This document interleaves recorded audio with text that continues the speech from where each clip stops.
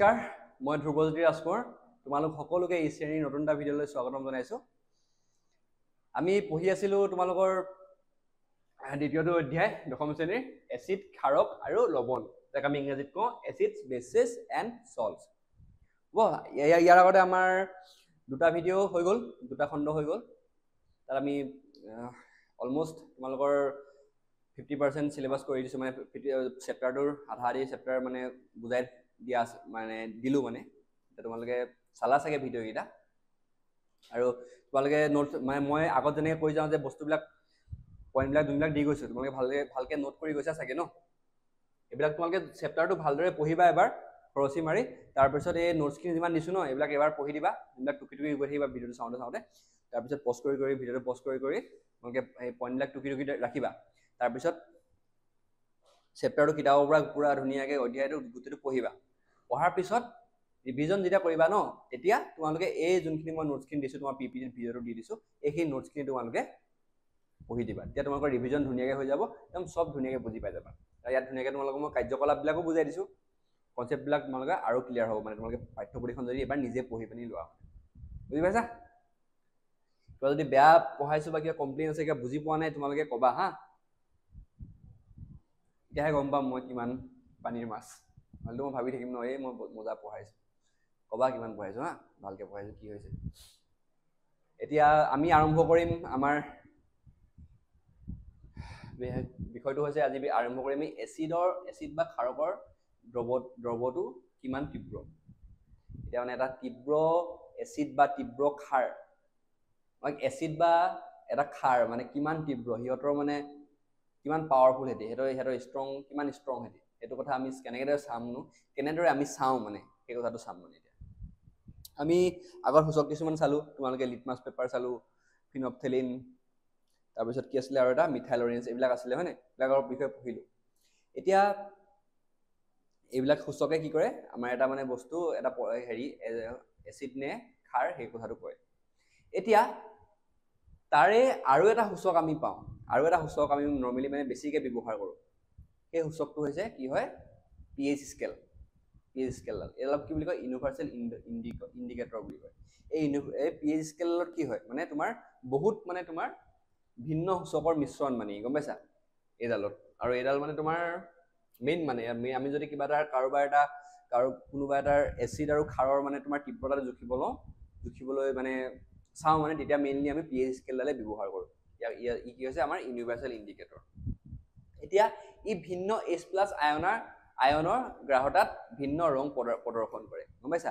ই কিহৰ ওপৰত, ই মানে কি হয়, এনেকুৱা স্কেলডাল আছে চোৱা, এনেকুৱা পেপাৰ এখন থাকে, তোমাৰ এনেকুৱা স্কেল থাকে আৰু মাজত 7 থাকে, এনেকৈ থাকে। ইয়াৰ ৰংবিলাক এনেকৈ হেৰি হৈ যায়, আৰু ৰঙৰ মানে চেঞ্জ হৈ থাকে মানে, গম পাইছা। H+ আয়ন যিমান বাঢ়িব যিমান কমিব, তাৰ ওপৰত সিহঁতৰ ৰংবিলাক কি হয়, ৰঙৰ সলনি হৈ থাকিব, সেইটো কথা। এতিয়া চোৱা, pH স্কেলডাল আম্লিক আৰু ক্ষাৰকীয় চৰিত্ৰৰ শক্তিৰ পৰিমাপ কৰিবলৈ ব্যৱহাৰ কৰা হয়। এতিয়া এটা মানে পদাৰ্থ, এটা বা দ্ৰৱ কিমান আম্লিক বা কিমান ক্ষাৰকীয়, সেই বস্তুটো গম পাবলৈ কিমাননো তাৰ তীব্ৰতা কিমান, ক্ষাৰ বা তোমাৰ আম্লিকতাৰ কিমাননো তাৰ তীব্ৰতা, সেই কথাটো জানিবলৈ, সেই কথাটো গম পাবলৈ কি ব্যৱহাৰ কৰা হয়, আমাৰ এই pH স্কেলডাল ব্যৱহাৰ কৰা হয়। ইম্পৰ্টেণ্ট হা। আৰু pH শব্দটো ক'ৰ পৰা আহিছে, জাৰ্মান শব্দৰ পৰা আহিছে। কোনটো শব্দ, পটেন্স মানে কি, ক্ষমতা, পাৱাৰ, মানে কিমান পাৱাৰ, কোনটো ক্ষাৰকৰ কোনটো আমলৰ মানে কিমান পাৱাৰটো কিমান, এই কথাটো ইয়াত কয় মানে। এতিয়া যোনটো pH স্কেলডাল থাকে আমাৰ, এইডাল কিহৰ পৰা যায়, 0ৰ পৰা ষ্টাৰ্ট হয় আৰু 14লৈকে যায়, গম পাইছা। আৰু pH 0, যদি pH-টো যদি 0 হয়, তেতিয়াহ'লে ই কি হ'ব, অত্যন্ত আম্লিক, মানে বহুত মানে এচিডিক হ'ব। ই পুৰা এচিডিক মানে, গম পাইছা, যদি আম্লিক হয়। আৰু যদি pH 7 হয়, ই মাজত মানে নিউট্ৰেল, ই কি হয়, নিউট্ৰেল হয়। আৰু pH যদি 7তকৈ ডাঙৰ হয়, তেতিয়া ই কি হয়, ই বেছিক, ই ক্ষাৰকীয় মানে, বুজি পালা। pH স্কেলডাল ক'লৈকে থাকে, 0ৰ পৰা 14লৈকে থাকে। যদি pH স্কেলত যদি ভেলুটো যদি 0 হয়, তেতিয়া ই কি হ'ব, ই আমলিক হ'ব, বহুত বেছি আমলিক। যদি মাজত 7 হৈ থাকে, 7 হয়, তেতিয়া কি হ'ব? ই নিউট্ৰেল, ক্ষাৰকীয় নহয়, ই আমলিকো নহয়। আমি যোনটো বিশুদ্ধ পানীটো আমি খোৱা পানীবিলাক এইবিলাক কি হয়? pH 7 থাকে। যদি pH টো বেছি থাকে তেতিয়া ই কি হৈ যাব? ই তোমাৰ হেৰি হৈ যাব, ক্ষাৰকীয় হৈ যাব। 7তকৈ যদি বেছি হৈ যায় তেতিয়াহ'লে ক্ষাৰকীয় হ'ব। এতিয়া H+ আয়ন বেছি হ'লে pH কম হয়, গম পাইছা? যেতিয়া মানে H+ আয়নটো বেছি হ'ব, H+ আয়ন বা হাইড্ৰনিয়াম আয়নৰ মাত্ৰাটো বেছি হ'ব, তেতিয়া ই কি হয়? ই হয় আমলিক হয়। তো তাৰ ফলত ই কি হ'ব? এই pH টো কম হয় আৰু এচিডিক হয়। এতিয়া যদি OH মাইনাছৰ যদি মাত্ৰাটো যদি বেছি হয়, OH মাইনাছৰ যদি হাইড্ৰক্সাইড আয়নৰ যদি মাত্ৰাটো বেছি হয়, তেতিয়া ই কি হ'ব? বেছিক হ'ব বা pH টো বেছি হ'ব। বুজি পালা? যেতিয়া pH টো বেছি হয়, এটা কথা মনত ৰাখা, মানে pH যদি বেছি হয় তেতিয়া ই কি হ'ব? বেছিক বা কি হয়? ক্ষাৰক বা ক্ষাৰকীয় হ'ব। যদি pH টো যদি কম হয়,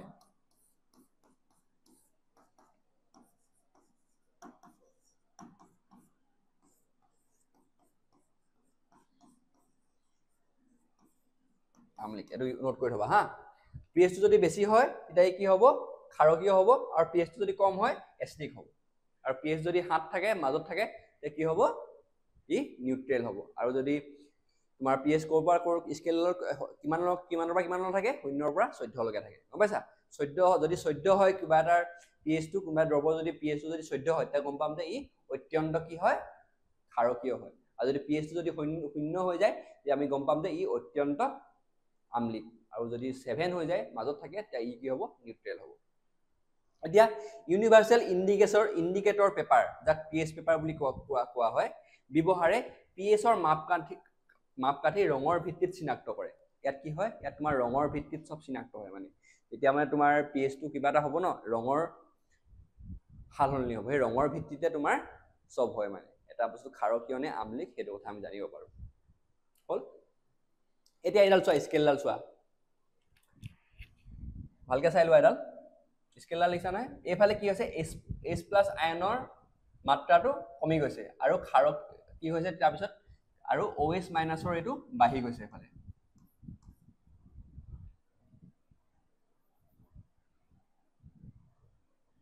এইফালে কি হৈছে? OH মাইনাছৰ যোনটো মাত্ৰাটো সেইটো বাঢ়ি গৈছে, আৰু H+ৰ যোনটো এইফালে বাঢ়ি গৈছে। দেখিলা? OH মাইনাছ বাঢ়ি গৈছে মানে কি হৈছে? এইফালে ক্ষাৰকীয়। ৰাইট চাইডে কি হয়? ক্ষাৰকীয়। 14 লৈকে আছে, দেখিছা নাই? 14 লৈকে আছে, এইটো কি হৈছে? ক্ষাৰকীয়। ইয়াত H+ আয়নৰ গাঢ়তাটো কি হৈছে? কমি গৈছে। ইয়াত H+ আয়নৰ গাঢ়তাটো বাঢ়ি গৈছে, আৰু OH-ৰ কমি গৈছে। কি কৈছে? এইফালে আমলিক ধৰ্ম, এইফালে এচিডিক। মানে এনেকে চোৱা হয়, গম পাইছা? H+ আয়ন আৰু OH মাইনাছ আয়নৰ গাঢ়তাৰ পৰিৱৰ্তনটো চোৱা।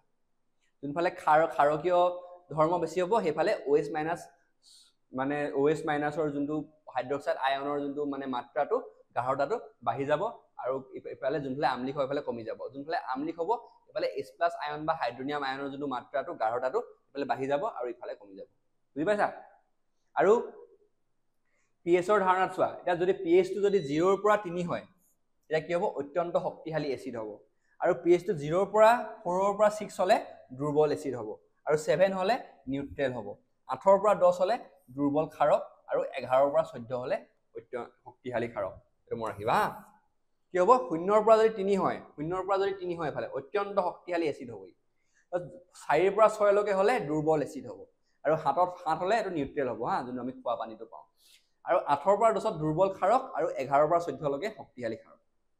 বুজি পাইছা? এতিয়া চোৱা, এডাল স্কেলডাল ধুনীয়াকৈ দিয়া আছে। তোমালোকৰ তাত কিবা এটা কাৰ্যকলাপ এটা দিয়া হৈছে। তাত কিছুমান বিভিন্ন ধৰণৰ বস্তু ল'ব দিয়া হৈছে, আৰু তাৰ pH টো জুখিব দিয়া হৈছিলে হা। সেইটোৱে তোমালোকৰ কিছুমান আছে, ইয়াত চোৱা। এতিয়া ছডিয়াম হাইড্ৰক্সাইড মিশ্ৰণ, NaOH এটা মিশ্ৰণ কৈছে। এই NaOH টো অত্যন্ত ক্ষাৰকীয়, মানে গম পাইছা? সেইকাৰণে ইয়াৰ pH টো কিমান আছে? 14। আৰু মেগনেছিয়াম দুগ্ধৰ বিষয়ে আমি পঢ়িম হা। এইটো মনত ৰাখিবা, মেগনেছিয়াম দুগ্ধটো ইম্পৰ্টেণ্ট বস্তু, এইটো মনত ৰাখিবা। মেগনেছিয়াম দুগ্ধটো আমি পিছত পঢ়ি আছো। এই মেগনেছিয়াম দুগ্ধৰ কিমান হয়? 10। ই মানে কি হয়? উইক, মানে শক্তিশালী নহয়। মানে কি বুলি কয় ৰবা, এইটো কি আছিলে? ই কি হয়? ই দুৰ্বল ক্ষাৰক হয়। আৰু বিশুদ্ধ পানী আৰু আমাৰ তেজ, এটা কি হয় নিউট্ৰেল থাকে বুজিছা আৰু পাচক ৰস মানে হাইড্ৰক্লৰিক এচিড আমাৰ পেটত থকা পেটত যে থাকে যে হাইড্ৰক্লৰিক এচিড আমাৰ যে মানে খাদ্য হজম কৰে ই কি হয় ই 1 হয় ইয়াৰ ই কি হয় অত্যন্ত ইয়াত কি থাকে হাইড্ৰক্লৰিক এচিড থাকে ই অত্যন্ত কি হয় ই তোমাৰ অত্যন্ত তোমাৰ হেৰি হয় কি বুলি কয় এচিড মানে শক্তিশালী এচিড মানে ই দুৰ্বল নহয় তো ইয়াৰ নেমু ৰসটো ইয়াতকৈ অলপ দুৰ্বল কিন্তু ইও কম নহয় মানে বুজি পাইছা তেল তোমালোকে ভালকে চাই ল'ব তোমালোকৰ পাঠ্যপুথিতে আছে এতিয়া তীব্ৰ ক্ষাৰক কোনবিলাক পানীত সম্পূৰ্ণভাৱে আয়নীভূত হয় যোনবিলাক তীব্ৰ ক্ষাৰক থাকে তীব্ৰ ক্ষাৰক থাকিলে যোনবিলাক সেইবিলাক কি হয় পুৰা আয়নীভূত হৈ যাব মানে গোটেই তোমাৰ পানীত পুৰা আয়নখিনি গুচি যাব মানে আৰু অধিক পৰিমাণে OH আয়ন উৎপন্ন হয় এইফালে এতিয়া সব ক্ষাৰকীয় নহয় জানো এইফালে OH মাইনাছ আয়নৰ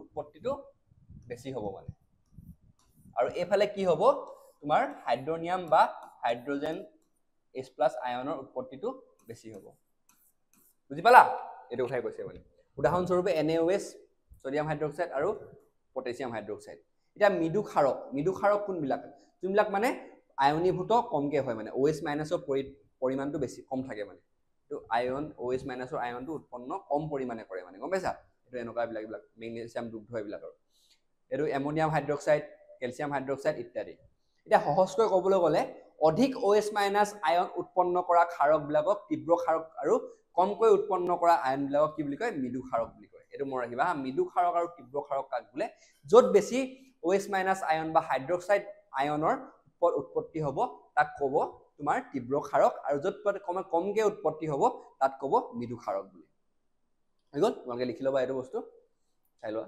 ইজি হয় তীব্ৰ ক্ষাৰক আৰু মৃদু ক্ষাৰক কাক কয় য'ত OH মাইনাছ আয়নৰ বেছি উৎপত্তি হ'ব আৰু মৃদু ক্ষাৰকত য'ত মানে OH মাইনাছৰ উৎপত্তিটো কমকে হ'ব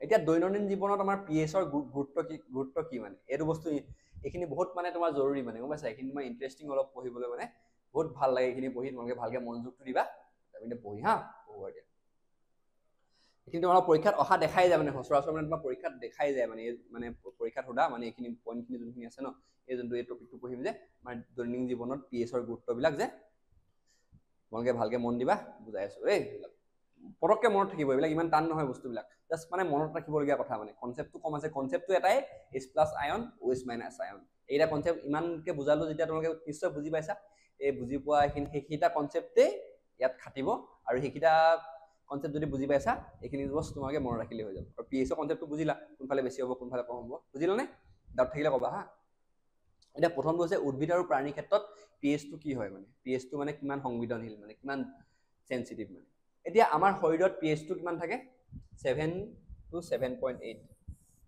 মানে এসিডিক নহয় পুৰা মানে ক্ষাৰকীয় নহয় পুৰা অলপ আৰু ক্ষাৰকীয় ফালে যায় কিন্তু মানে আমলিকটো একেবাৰে নহয় মানে আমাৰ শৰীৰত কিমান আমাৰ শৰীৰৰ যোনবিলাক এসিডিক মানে পৰিসৰটো 7 to 7.8 তুমি ৰাখিবা এই পৰিসৰৰ বাহিৰে যদি pHৰ পৰিৱৰ্তন হয় তেতিয়া জীৱৰ মানে আমাৰ মানে বৰ্তি থকাৰ সামৰ্থ্য হ্ৰাস পায় যদি আমাৰ pHটো কিবা কাৰণত যদি বাঢ়ি যায় বা কমি যায় তেতিয়া আমি জীয়াই নাথাকিম সাধাৰণ বৰষুণৰ pHটো কিমান হয় 5.6 বৰষুণৰ দেই বৰষুণৰ কিমান হয় 5.6 আৰু যদি ইয়াতকৈ তলত গুচি যায় তাক কি বুলি কওঁ এসিড ৰেইন বুলি কওঁ এসিড ৰেইন শুনিছা নামটো প্ৰদূষণৰ ফলত হয় যে দিল্লীত হৈ থাকে এসিড ৰেইনৰ ফলত কি হৈছে তাজমহলৰ ৰংটো বগা ৰঙৰ পৰা অলপ মানে ৰঙচুৱা টাইপ হৈ গৈছে ন তাজমহলৰ ৰংটো সেইটোৱে সেই কথাটোৱে কৈছে সেইটো সেই এসিড ৰেইনৰ কথা কৈছে প্ৰদূষণৰ ফলত যি হয় মানে এসিড ৰেইন এসিড বৰষুণ নদীলৈ বৈ গৈ নদীৰ পানীত pHৰ মান কমাই দিয়ে যেতিয়া মানে এসিড ৰেইনৰ যোনখিনি পানী সেইখিনি পুৰা এসিডিক হয় পুৰা তোমাৰ কি হয় আমলিক মানে কি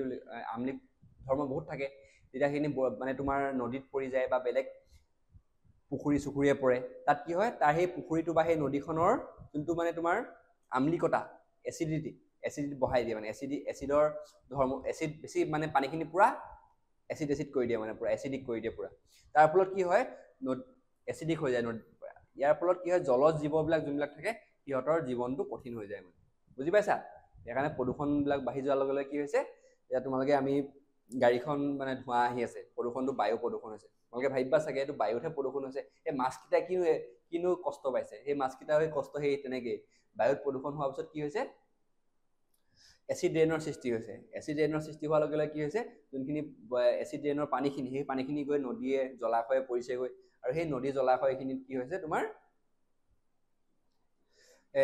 হেৰি পানীখিনি এচিডিক হৈ গৈছে। তাৰ ফলত তোমাৰ যোনটো তাত থকা জলজ প্ৰাণীখিনি সিহঁতি থাকিবলৈ কষ্ট পাইছে। বুজি পাইছা? সেইটোৱে কথা। এতিয়া গছ গছনিবিলাকৰো ক্ষেত্ৰত কিছুমান নিৰ্দিষ্ট পৰিসৰ লাগে, মানে নিৰ্দিষ্ট পিএইচতহে সিহঁতি জীয়াই থাকিব পাৰে। যদি মাটিৰ পিএইচ অধিক এচিডিক বা অধিক ক্ষাৰকীয় হৈ যায়, তেতিয়া গছ গছনিবিলাকৰ বৃদ্ধি বাধাগ্ৰস্ত হয়। মানে এতিয়া তোমাৰ চোৱা, আমি মানুহৰ পিএইচ কিমান হ'ব লাগিব? 7 to 7.8। বৰষুণৰ 5.6ৰ তলত হ'লে দেই, বৰষুণ 5.6 তাতকৈ তলত হ'লে কি হ'ব? Acidic rain. তাৰ ফলত কি হ'ব? পানীত থকা জীৱ জন্তুখিনি কষ্ট হ'ব, আমাৰ মানুহৰো কষ্ট হয়েই বাৰু। আৰু সেই উদ্ভিদৰ ক্ষেত্ৰতো সেই পিএইচটো বহুত ইম্পৰ্টেণ্ট। মানে যদি বেছি মাটিখিনি যদি বেছি ক্ষাৰকীয় বা বেছি এচিডিক হৈ যায়, তেতিয়াও সেই এটা উদ্ভিদ মানে জীয়াই থাকিব নোৱাৰে। বা হ'ব, বুজি পালা? চিম্পুল কথা আৰু। এতিয়া আমাৰ পাচন তন্ত্ৰত চাওঁ পিএইচৰ কি হেৰি। আমাৰ পাচন তন্ত্ৰত পেটত কি হয়? হাইড্ৰক্লৰিক এচিড উৎপন্ন হয়, আৰু এই এচিডে খাদ্য হজম কৰাত সহায় কৰে, আৰু পেটৰ কোনো অপকাৰ নকৰে। কিন্তু পেটৰ কোনো অপকাৰ নকৰে, কিন্তু অকল খাদ্য হজম কৰে হাইড্ৰক্লৰিক এচিডে পেটত আমাৰ। কিন্তু অজীৰ্ণ হ'লে পেটত অতিৰিক্ত HCl উৎপন্ন হয়। যেতিয়া অজীৰ্ণ হয়, যেতিয়া পেটটো জ্বলা পৰা, যে পেটটো পুৰে, যে অজীৰ্ণ বুলি কয় যেটা, তেতিয়া কি হয়? হাইড্ৰক্লৰিক এচিডটো বেছিকৈ উৎপন্ন হৈ যায়। তাৰ ফলত কি হয়? পেটটো জ্বলা পোৰা আৰু বিষ অনুভৱ কৰে। এই সমস্যাটো পৰিত্ৰাণ পাবলৈ আমি অম্লনাশক বা এণ্টাচিড খাওঁ, মানে গম পাইছা? আৰু অম্লনাশকবিলাক কি হয়? মূলতঃ মৃদু ক্ষাৰক, এইটো মনত ৰাখিবা হা, যি অতিৰিক্ত এচিডক প্ৰশমিত কৰে। এইটো আহে হা, এইকেইটা ইম্পৰ্টেণ্ট, মই কৈ দিছোঁ, এইকেইটা ইম্পৰ্টেণ্ট।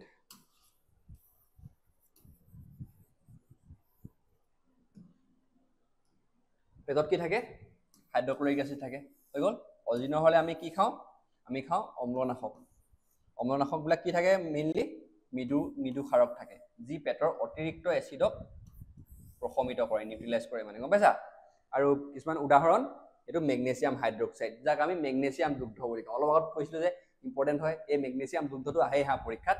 মেগনেছিয়াম দুগ্ধ মানে কি? মেগনেছিয়াম দুগ্ধ মানে কি হৈছে? Magnesium hydroxide. এইটো ইম্পৰ্টেণ্ট হয়।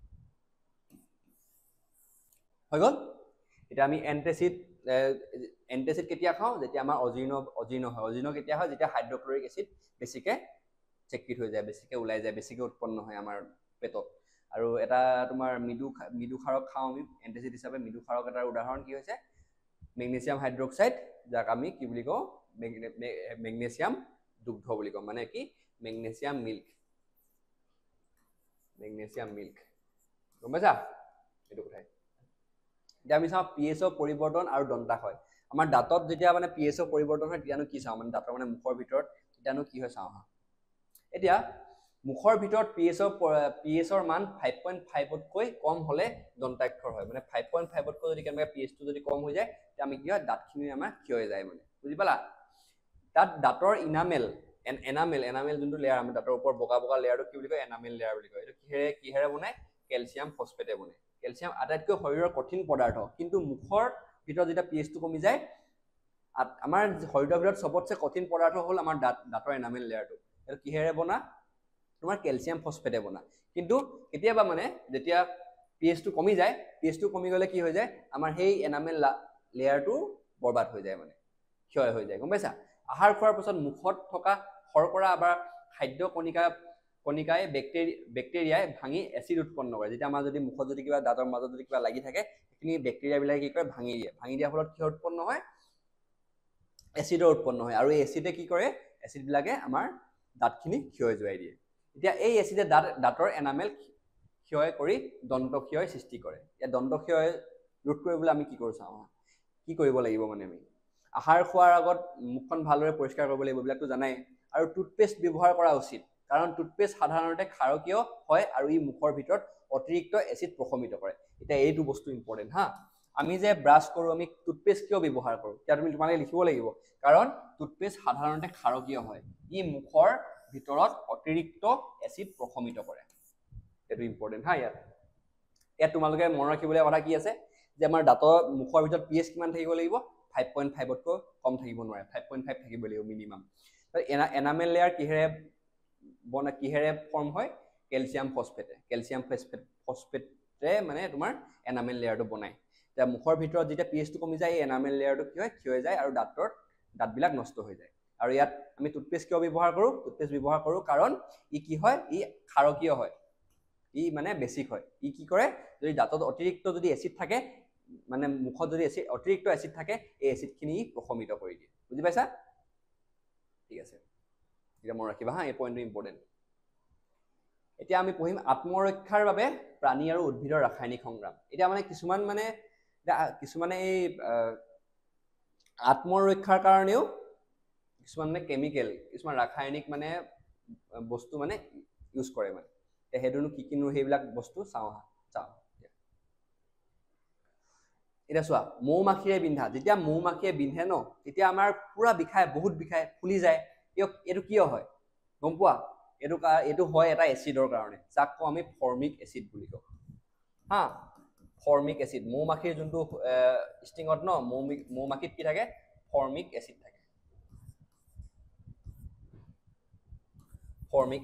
এই ফৰ্মিক এচিডে কি হয় এই যোনটো আমাৰ বিষ হয় যে বিষৰ এই ফৰ্মিক এচিডৰ কাৰণে হয় ই বিন্ধাৰ স্থানত বিষ আৰু পুৰণি হয় আৰু ইয়াক প্ৰশমিত কৰিবলৈ কি কৰোঁ আমি বেকিং সোডাৰ ব্যৱহাৰ কৰোঁ যদি আমি মৌমাখিয়ে কামুৰিলে তাত আমি বেকিং সোডা লগাই দিলে কি হ'ব আমাৰ বিষটো কম হৈ যাব কিয় কম হ'ব কাৰণ যেতিয়া এই মৌমাখিটোৱে কামুৰিব আমাৰ গাত কি এৰি দিব ই ফৰ্মিক এচিড এৰি দিব এই ফৰ্মিক এচিডৰ কাৰণে আমাৰ কি হয় বিষ আৰু জ্বলা পোৰা হয় অলপ আৰু যেতিয়া আমি তাত বেকিং সোডা দি দিম যোনটো কি হয় এটা খাৰ হয় সি দিয়া এচিডক ই প্ৰশমিত কৰি দিব পাৰে ফৰ্মিক এচিড কি কয় বেকিং সোডা সেইটো কাৰণে আমি দিয়াৰ লগে লগে কি হ'ব মৃদু লগালে সকাহ পাম আমি মানে গম পাইছা মৃদু খাৰক লগালে সকাহ পাম এতিয়া এটা কথা মনত ৰাখিবা মৌমাখিত এই ফৰ্মিক এচিডটো তোমালোকৰ কিতাপত নাই তোমালোকে মনত ৰাখিবও পাৰা নাৰাখিলেও কেছ নাই কিন্তু ৰাখিলে ভাল আৰু তাৰপিছত যেতিয়া মৌমাখি এটা মানে বিন্ধে তেতিয়া কি হয় আমাৰ গাত এচিড এৰি দিয়ে আৰু এই এচিডটোৰ পৰা আমি সকাহ পাবলৈ আমি কি কৰোঁ তাৰ ফলত কি হয় আমাৰ বিষ বা জ্বলা পোৰা হয় এই জ্বলা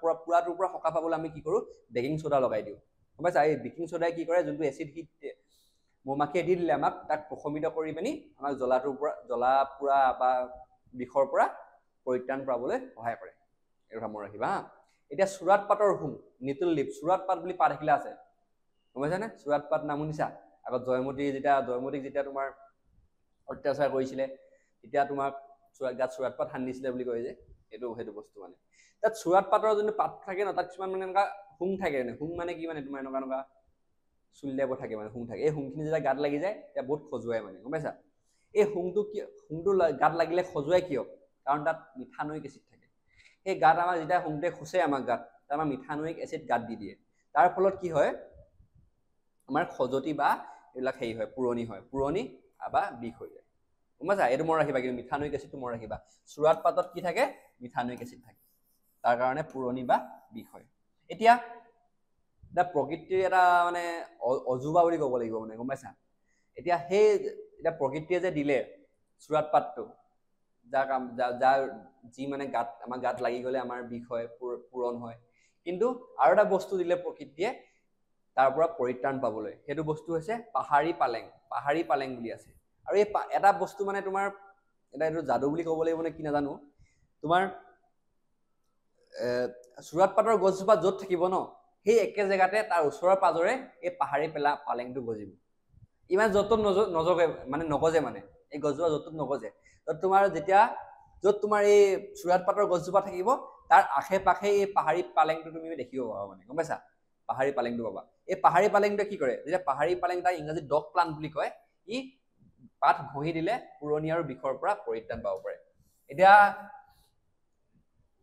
ভাবি লোৱা তোমালোকে এতিয়া তোমালোকে ক'ৰবাত বোলে জংঘলত গলা বোলে ট্ৰেকিং কৰিব গলা তাত কি হ'ল চুৰাট পাত তোমাৰ গাত লাগি গ'ল পুৰা তোমাৰ বিষাই আছে পুৰি আছে তুমি কি কৰিবা তেতিয়া তাৰ আশে পাশে চাবা তেতিয়া তোমালোকে দেখিবা তাত পাহাৰী পালেঙৰ গছো থাকিব সেই পাহাৰী পালেঙৰ গছ মানে যদি গাত ঘঁহি দিয়া এই বিষৰ আৰু পুৰা পৰা পৰিত্ৰাণ পাব পাৰিব গম পাইছা এইটোৱে কথা ইয়াত তোমালোকে মনত ৰাখিবলগীয়া কথা হ'ল মৌমাখিয়ে বিন্ধিলে কি লগাম আমি বেকিং সোডা লগাম চুৰাট পাতত কি থাকে মিথানয়িক এচিড থাকে সেইকাৰণে পুৰে আৰু বিষায় আৰু সেই চুৰাট পাত যেতিয়া গাত লাগিব তাৰ পৰা কি কৰিম তাৰপৰা বাচিবলৈ তাৰপৰা পুৰণি আৰু বিষৰ পৰা বাচিবলৈ কি কৰিম আমি পাহাৰী পালেং লগাম আৰু পাহাৰী পালেংটো ক'ত হেৰি কৰিব এই যোনটো তোমাৰ চুৰাট পাতৰ গছ তাৰ আশে পাশে থাকিব মানে গম পাইছা হৈ গ'ল এতিয়া এই যখন টেবুল আছে তোমালোকৰ পাঠ্যপুথিত বহুত ইম্পৰ্টেণ্ট হা ইয়াৰ পৰা পৰীক্ষাত সোধে মানে প্ৰকৃতিৰ উৎস আৰু এচিড দিয়া আছে মানে ক'ত প্ৰকৃতিৰ কোনটো উৎসত কি এচিড পোৱা যায় এটো দিয়া আছে এটো আহে মানে দেই তোমালোকৰ ভিনেগাৰত থাকে এচিটিক এচিড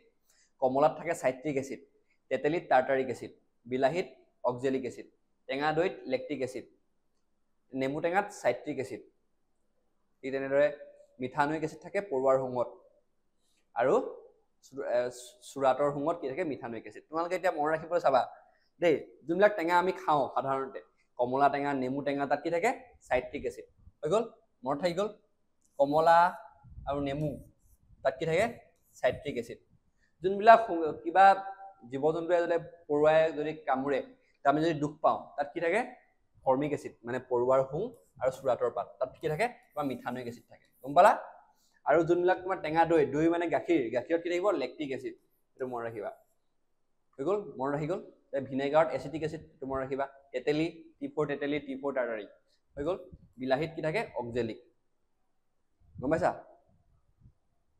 এটা মনত ৰাখি ল'বা পৰকে মনত থাকি যাব যোনটা আমি খাওঁ কমলা আৰু কি হয় কমলা টেঙা নেমু টেঙা কি থাকে সাইট্ৰিক এচিড যোনকিটা হুঙিলে আমি মানে বিষ হয় বা পুৰে তাত কি থাকে তোমাৰ মিথানোইক এচিড পৰুৱাৰ হুং সুৰাট পাত এইবিলাক আৰু দৈ বা গাখীৰত কি থাকে লেক্টিক এচিড গম পাইছা গাখীৰ মানে লেক্টিক মানে তাত গাখীৰ আছে আৰু লেক যদি আহি যায় লেক ৱৰ্ড যদি আহি যায় তাত তোমাৰ গাখীৰ আছে মানে ভিনেগাৰত কি থাকে এচিটিক আৰু বিলাহীত অক্সেলিক আৰু তেতেলি T4 টাৰ্টাৰিক মনত ৰাখিবা এটা আহে দেই পৰীক্ষাত এটা বহুত ইম্পৰ্টেণ্ট হয় টেবুলখন তোমালোকে ইগনোৰ নামাৰিবা আৰু ধুনীয়াকে পঢ়ি যাবা দেই এতিয়া প্ৰশ্নাৱলী দেখো তোমালোকৰ প্ৰশ্ন কেইটামান দিয়া আছে প্ৰশ্নকেইটা চাওঁ তোমাৰ হাতত A আৰু B দুটা দ্ৰৱ আছে তোমালোকৰ দুটা দ্ৰৱ আছে A আৰু B দ্ৰৱ A ৰ pH কিমান হৈছে 6 pH টো হৈছে 6 আৰু দ্ৰৱ B ৰ pH কিমান হৈছে 8 কোনটো দ্ৰৱত হাইড্ৰজেনৰ আয়নৰ গ্ৰাহতা বেছি আৰু কোনটোত আম্লিক আৰু কোনটো ক্ষাৰকীয়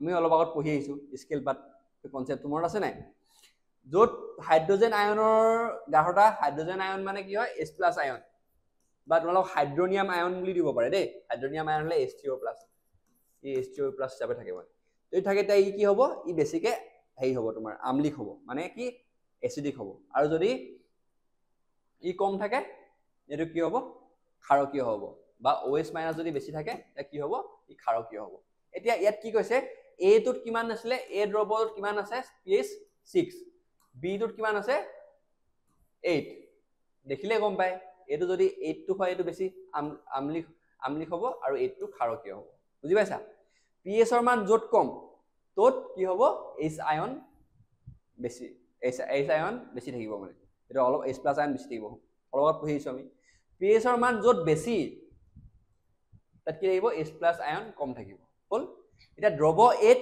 pH ৰ মান কিমান 6 মানে 7 তকৈ কম মানে কি হ'ব ই আম্লিক এসিডিক ইয়াত কি হ'ব H+ আয়নৰ গ্ৰাহতা বেছি হ'ব এটা দ্ৰৱ B কিমান 8 হয় ই মানে pH তকৈ বেছি ক্ষাৰকীয় হ'ব মানে ইয়াত H+ আয়নৰ গ্ৰাহতা কম হ'ব আৰু OH ৰ বেছি হ'ব এটা দ্ৰৱ 8 হাইড্ৰজেনৰ আয়নৰ গ্ৰাহতা বেছি হ'ব আৰু ই দ্ৰৱ A আম্লিক হ'ব আৰু দ্ৰৱ B ক্ষাৰকীয় ইজি হয় না ইজি অলপ ভালকে বুজাই থৈছো তোমালোকৰ pH ৰ স্কেল বাট মনত আছে নে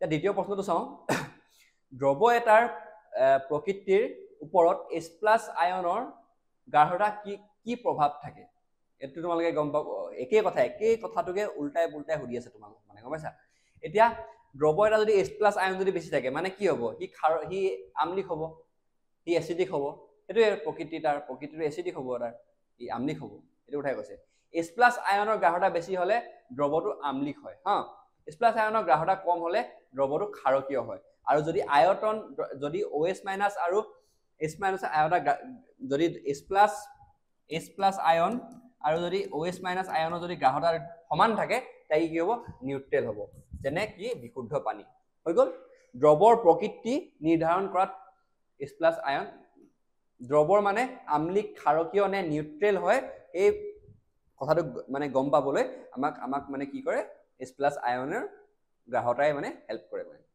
তৃতীয় প্ৰশ্নটো চাওঁ ক্ষাৰকীয় দ্ৰৱত H+ আয়ন থাকে নে যদি থাকে তেন্তে ইহতক কিয় ক্ষাৰকীয় বুলি কয় থাকে ক্ষাৰকীয় দ্ৰৱটো থাকে H+ আয়ন কিন্তু ইহঁতৰ পৰিমাণটো কম থাকে গম পাইছা ইয়াত OH- ৰ যোনটো পৰিমাণ এটো বেছি থাকে এটো কথাই কৈছে ইয়াত হয় ক্ষাৰকীয় দ্ৰৱটো H+ আয়ন থাকে যিবোৰ পানীৰ আয়নীকৰণৰ দ্বাৰা উৎপন্ন হয় অৱশ্যে ক্ষাৰকীয় দ্ৰৱত H+ আয়নৰ গ্ৰাহতা হাইড্ৰক্সাইড আয়নতকৈ গ্ৰাহতাতকৈ কম থাকে মানে অৰ্থাৎ H+ আয়ন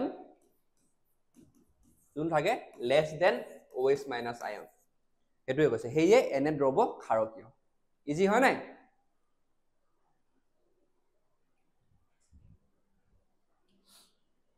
এতিয়া চতুৰ্থ প্ৰশ্নটো আহো ইয়াত কৈছে মাটিত কি অৱস্থাত কৃষক এজনে পুৰা চূণ মানে কি হৈছে কেলছিয়াম অক্সাইড আৰু শিথিল চূণ কেলছিয়াম হাইড্ৰক্সাইড আৰু বা চক কেলছিয়াম কাৰ্বনেট প্ৰয়োগ কৰিব বুলি তোমালোকে ভাবা এতিয়া কেলছিয়াম অক্সাইড বা হাইড্ৰক্সাইড বা কেলছিয়াম কাৰ্বনেট এটা কি হয় ক্ষাৰকীয় নে হেৰি হয় আম্লিক হয় ক্ষাৰকীয় হয় এটা এইটা কিয় দিব যেতিয়া হেৰি মানে তোমাৰ মাটিখিনি যদি বেছি যদি আম্লিক হয় তেতিয়া এই ক্ষাৰকীয় বস্তুটো হেৰি কৰিব যাতে ক্ষাৰকীয় মানে বস্তুখিনি ক্ষাৰকীয় তোমাৰ চূণ পুৰা চূণ কেলছিয়াম হাইড্ৰক্সাইড বা চক এইবিলাক হেৰি কৰিব যাতে মানে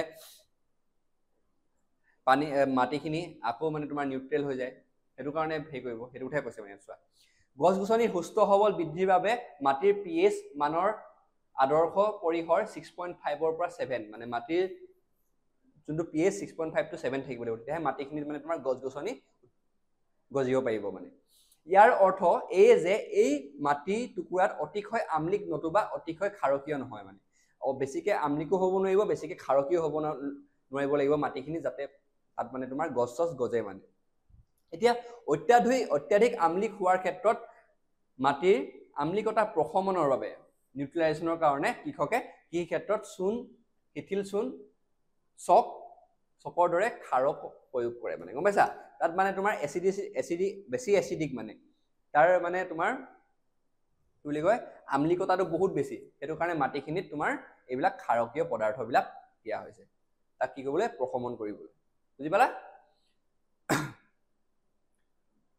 এতিয়া আমি পঢ়িম লৱণৰ শ্ৰেণীবোৰনো কি এইবিলাক একেবাৰে ইজি তোমালোকে এইবিলাক জাস্ট তোমালোকে মানে কম জাস্ট দেই তোমালোকে ভালকে শুনি যাবা হৈ যাব এইবিলাক বেছি মানে মাথা মাৰিবলগীয়া বস্তু নহয় মানে তোমালোকে জাস্ট শুনিবা হৈ যাব এটা শ্ৰেণী মানে কি এটা potassium sulphate sodium sulphate calcium sulphate magnesium sulphate এইটা কি হয় সালফেট শ্ৰেণী এটা শ্ৰেণী কি হয় সালফেট মন থাকি গল হৈ গল সোডিয়াম ক্লোৰাইড এমোনিয়াম ক্লোৰাইড এটা শ্ৰেণীটো কি হয় ক্লোৰাইড শ্ৰেণী সোডিয়াম নাইট্ৰেট শ্ৰেণীটো কি হয় নাইট্ৰেট সোডিয়াম কাৰ্বনেট এটো কাৰ্বনেট শ্ৰেণী বুজি পালা এইখিনি বস্তু বুজি পাবলগীয়া বেলেগ একো নাই শ্ৰেণীটো বুজি পালা নহয় তোমালোকৰ ইয়াত সালফেট হলে সালফেট ক্লোৰাইড হলে ক্লোৰাইড নাইট্ৰেট হলে নাইট্ৰেট কাৰ্বনেট হলে কাৰ্বনেট হেৰি হয় এতিয়া তোমালোকৰ এইকেইটা তোমালোকৰ কাৰ্যকলাপত দিয়া আছিলে সেইকাৰণে এইকেইটা উঠালো হা সেইকেইটা এতিয়া প্ৰথম যোনটো তোমালোকৰ উদাহৰণ পটাছিয়াম সালফেট এটো কি হয় এটা নিউট্ৰেল হয় নিউট্ৰেল তোমালোকৰ লৱণ মানে তিনটা প্ৰকাৰৰ হ'ব পাৰে হা লৱণৰ প্ৰকাৰ তিনটা হ'ব পাৰে এটা হ'ব পাৰে তোমাৰ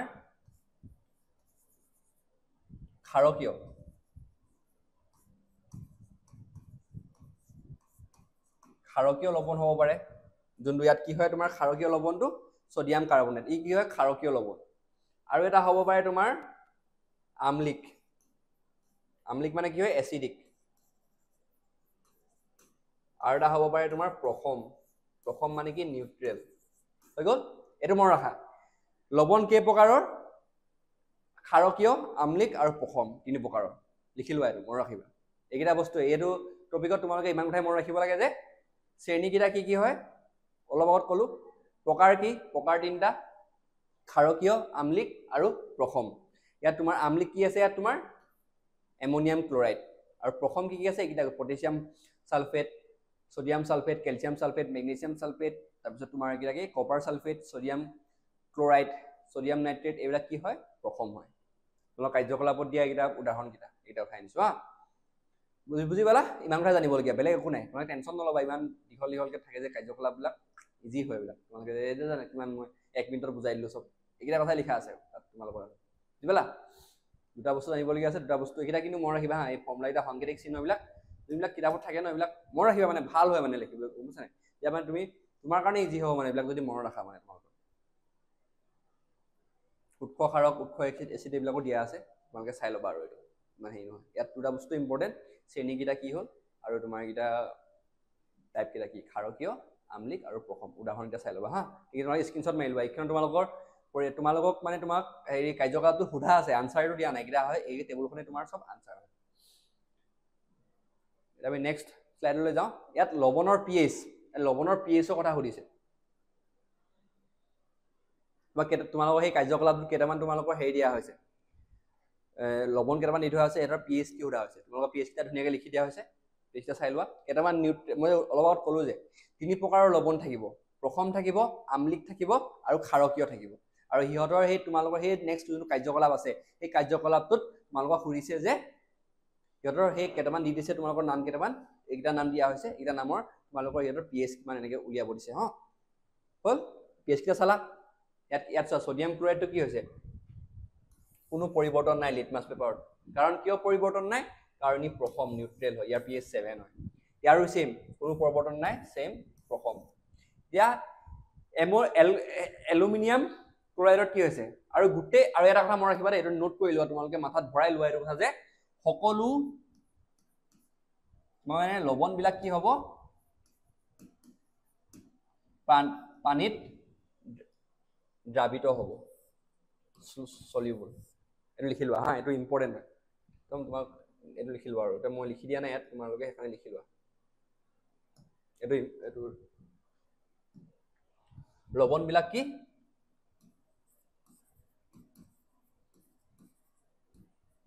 লৱণবোৰ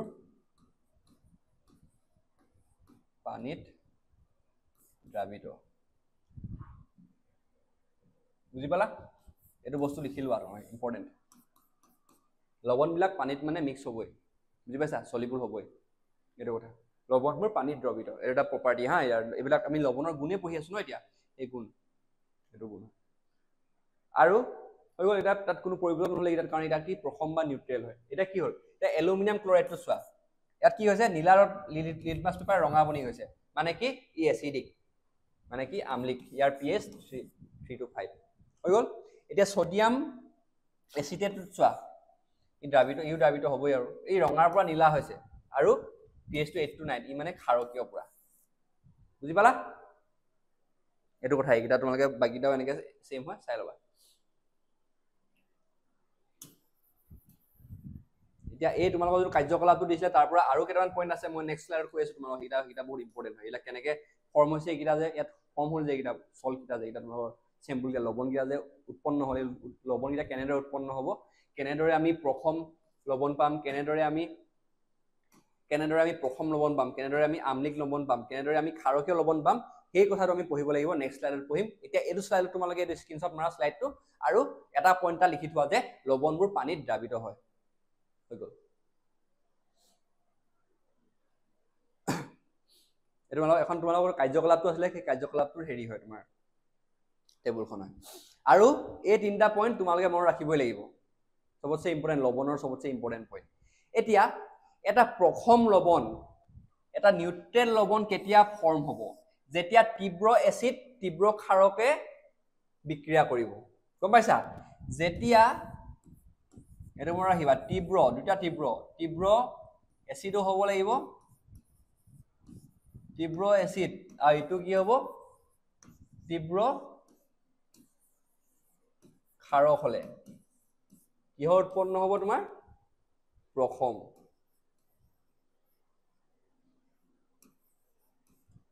লৱণ হৈ গ'ল মনত ৰাখিলা তাৰপিছত আমলিক লৱণ হ'বলৈ হ'লে কি হ'ব লাগিব তীব্ৰ এচিড আৰু মৃদু ক্ষাৰক গম পালা তীব্ৰ এচিড আৰু মৃদু ক্ষাৰক মিলি কি হ'ব আমলিক লৱণ হৈ গ'ল আৰু তীব্ৰ ক্ষাৰক আৰু মৃদু এচিড লগ হ'লে কি হ'ব ক্ষাৰকীয় মনত ৰাখিব পাৰিবা এইকেইটা যদি দুইটাই তীব্ৰ হয় তীব্ৰ এচিড আৰু তীব্ৰ ক্ষাৰ হয় ই কি হ'ব নিউট্ৰেল বা প্ৰথম লৱণ হ'ব যাৰ পিএইচ 7 হ'ব আৰু যদি তোমাৰ এচিডটো তীব্ৰ হয় আৰু ক্ষাৰকটো মৃদু হয় তেতিয়া কি হ'ব আমলিক বা এচিডিক কাৰণ এচিডটো তীব্ৰ এচিডটো বেছি ষ্ট্ৰং হয় সেইটো কাৰণে কি হ'ব আমলিক লৱণ উৎপন্ন হ'ব, তাৰ pH-টো 7তকৈ কম হ'ব।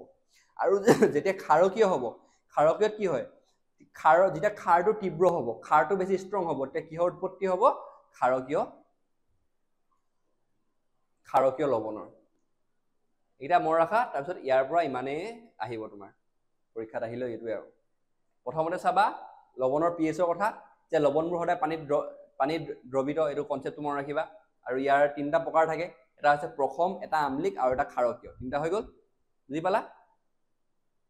তাৰপিছত যেতিয়া মানে এটা প্ৰশম লৱণ উৎপন্ন হ'বলৈ কি হয়, কাৰ মাজত তোমাৰ বিক্ৰিয়া হ'ব লাগিব, এটা তীব্ৰ এচিড আৰু তীব্ৰ ক্ষাৰ, তেতিয়া হ'ব, গম পাইছা? আৰু যে তীব্ৰ ক্ষাৰ আৰু মৃদু এচিডৰ মাজত হ'ব, তেতিয়া কি হ'ব, ই ক্ষাৰকীয় হ'ব। আৰু তীব্ৰ এচিড আৰু মৃদু ক্ষাৰৰ মাজত হ'লে কি হ'ব, ই আম্লিক হ'ব। বুজি পালা? এটা মোষ্ট ইম্পৰ্টেণ্ট, হা, লিখি ল'বা।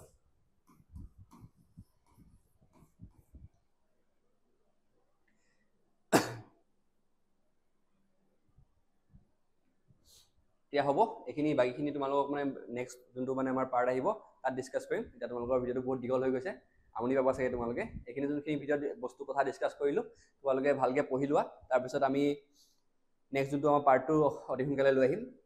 আৰু কেনেকুৱা পালা ক'বা তোমালোকে, আশা কৰি চব বুজি পাইছা। তাকে আজিলৈ ধন্যবাদ, নেক্সট খণ্ডটো অতি সোনকালে আহি আছে দেই, বাই।